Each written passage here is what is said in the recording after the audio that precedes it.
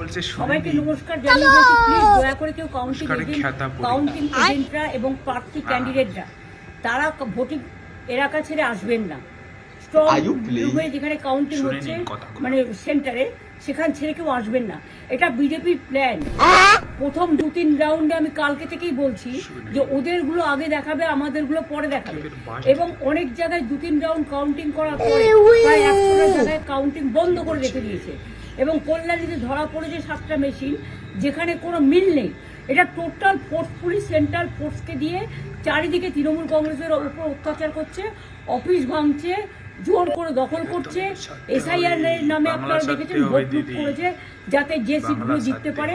কিন্তু এখনো এমন 70টা সিট আছে, 100টা সিট আছে যেগুলো আমরা এগিয়ে আছি, সেগুলো বলছে না। টোটালটাই মিথ্যে নিউজ খাওয়াচ্ছে। আগে ডিআইসিও এই খবরগুলো দিত, কিন্তু তাকে কালকে চেঞ্জ করে দেওয়া হয়েছে। টোটালটাই ইলেকশন কমিশন নিজের ইচ্ছে মতো খেলছে এবং সাথে কেন্দ্রীয় বাহিনীকে নিয়ে।